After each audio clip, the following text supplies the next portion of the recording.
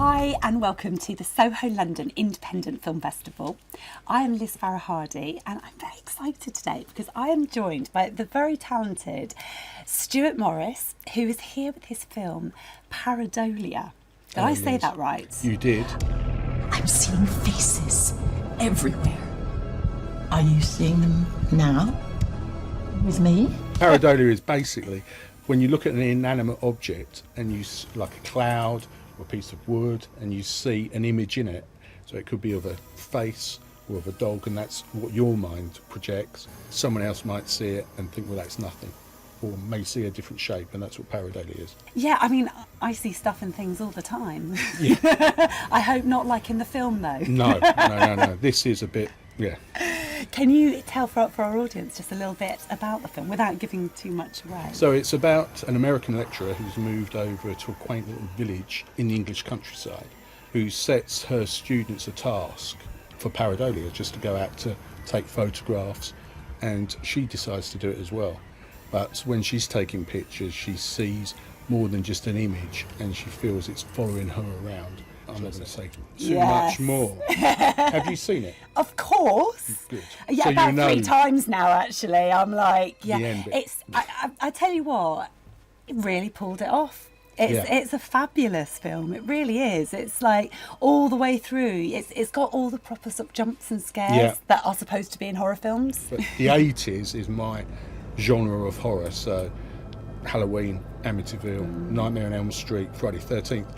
I was there in the cinema seeing it in the 80s, and this all stems back to that. There's little homages. It's funny, actually, we were talking about this earlier about how that's when all the amazing horror films were done, and it's fabulous because those roots, they worked. It's all about the music, the sound effects, and it's got a great soundscape to it. I'm very, very impressed with how you've cast it, actually. I mean, you've got to talk about Diane Franklin. How exciting is that? Well, I've known Diane for 10 years, I think it is. She came over when I had my little Misty Moon gallery behind a pub in South East London, and we did 5 nights of her films and retrospectives. Oh, wow. And we've become very good friends, and we've always stayed in contact. And she always said to me, I'd like to do a film with you, because she'd seen how we've been progressing and following Misty Moon and stuff. She said, but no zombies. And I don't ever really do shorts, but if the script is good, I'll do it. So I've worked with quite a few directors, and I said to my wife, I'd like to actually find someone a bit different who could give him a chance. And Aaron Truss, yes, from Q Cumber Films, he put a film in the Understudy into my film festival, the Misty Moon International Film Festival, and it won the Dudley Sutton Award. The Understudy by Aaron Truss.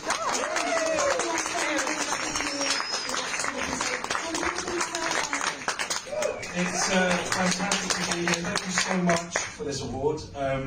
It's incredible to be here at the Misty Moon as well. I've missed you guys, and it's such an incredible film society. So thank you so much, and God bless Leslie Grantham, I suppose, because that was the biggest lot. And she said, do you remember the young guy who put that in? I said, yeah. She said, well, give him a call, see if he'd be interested. So I phoned him up, and straight away, oh, yeah, I can't believe it, I'd love to. And I said, well, my idea is I've got a big chair and mass in front of my Inglenook fireplace. All I want to do is a monologue of Diane just sitting there, just reading a ghost story.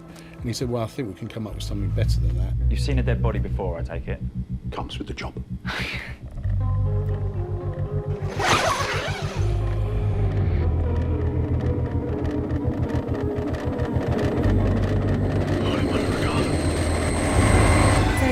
That was Aiden Trust. Aiden Truss, his dad. And Aaron Trust, they wrote it together today. Yeah, well, his dad wrote it, and then he script edited on it. Yeah. Amazing. And how was it when you and Diane read it? We read the first one, and Diane straight away, because can be a bit of a difficult cookie, because she is still working in Hollywood, still doing some big stuff. She read it, and she said, this is amazing, I've got to do it. And so there were a few tweaks in there. So the character of Jean was meant to be a man. What? Because Aaron and Aiden are big Doctor Who fans. They wanted Fraser Hines. I know Fraser quite well. He couldn't do it. Right. He was out the country. And I said, well, I think it should be turned as a woman. And I know exactly who should play it. And that's where we got Carolyn Pickles. I also found this book on one of the shelves. It belonged to Leonard. He always had a fascination for the parapsychology. You might find some explanation for all this. She was perfect for it. Brilliant. Absolutely perfect. And you know, they had only met that morning, and yet the Really? on-stage chemistry, literally an hour before they started filming. That's talented actors, isn't it? Yeah, and good direction. I mean, Aaron's done a fabulous job directing it. And the DOP was brilliant on it. He was giving him, because this is really the first big thing Aaron's done. He directed the Rob Knox documentary. Which won here, actually, Best Documentary about 3 years ago. That's fantastic. Brilliant I've film. helped him do the Rob Knox Film Festival at the Cinema Museum. Right. We did that this year. But also the understudy was good, but it had only 4 actors, and they were like friends in a disused theatre during lockdown in Bromley, I think. So to put on something like this, I think he found it very daunting with the calibre of actors. Wow, it's really high end, and I mean, there's a lot going on, isn't there? There as is. well. Yeah, it's done very smoothly. Thank you. What do you think was the most challenging thing for making it? I think really, one, it was the funding, trying to get the funding, because Isn't that always? well, to start with, when his dad wrote it, I think he wanted to put a school in it and wanted a lot bigger scope to it. And then there was this mortuary scene, and when they told me how much that was going to be, I thought, oh, crikey, so I was going to fund it myself. And then I thought, well, you know, maybe because it's Diane Franklin and Sandy Johnson from the original Halloween, the American fans would love it. So we did a crowdfund, and we got the money for the crowdfund, but then it just went over and over. So I self-funded it as well. Right. So that was part of it. And also because when Diane came, we had to make sure that the date in November, we had to film that. If anyone was ill, it still had to go ahead because Diane was only going to be here for 4 days. No, so that's quite a sort of pressure, isn't it? Yeah.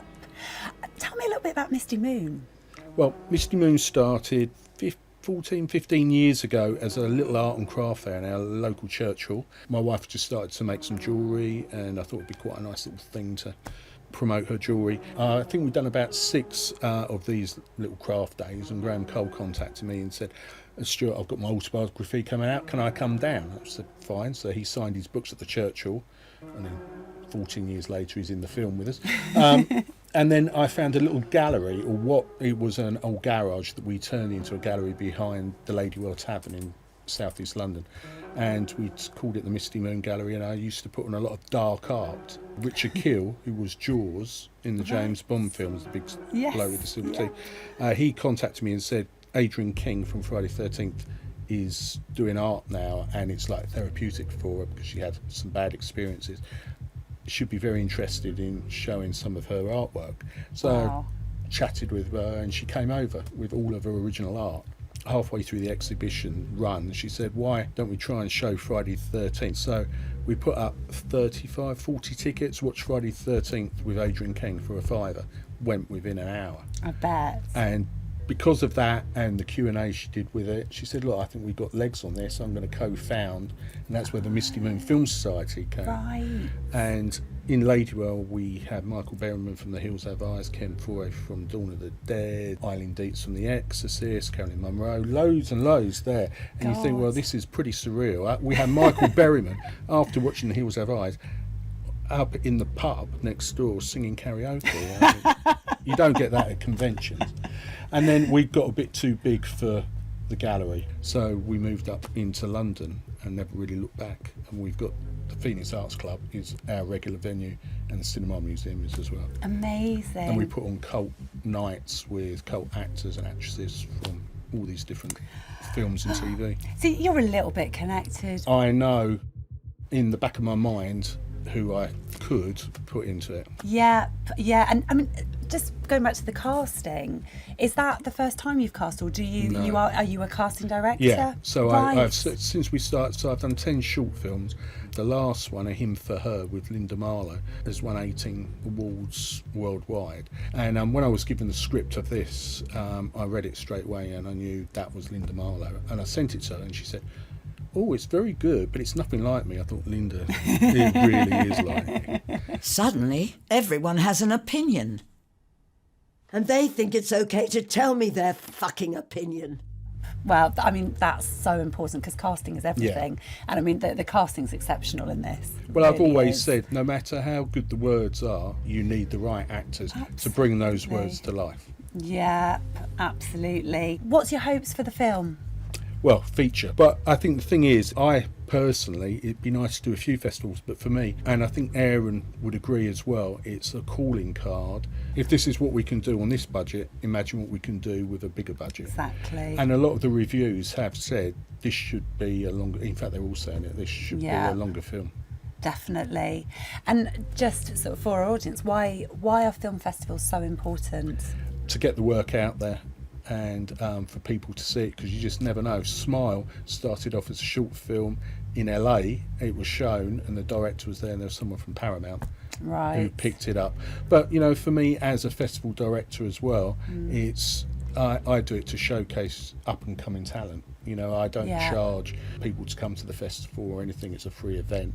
And why the Soho LIFF? Well, Soho for me is a really great place because I used to, many years ago, I was a police officer in Soho. Oh, really? 1989 to 1991. I was in Vine Street. So Soho to me is, always loved Soho. Also because we're based around the corner at the Phoenix Arts Club, and I know that the festival is just so diverse, and it's just a real nice vibe about it. I've got a badge for you as well. Aaron Truss will really have a go at me if I don't give you this. Oh, your own Pareidolia badge. Yay! Oh, amazing. Well, I will hold this up. Make sure you come and see this. It's a fabulous film. Pareidolia. The festival starts on the 25th of January and goes to the 28th of January. Make sure you come along and see it. It's awesome. Pareidolia.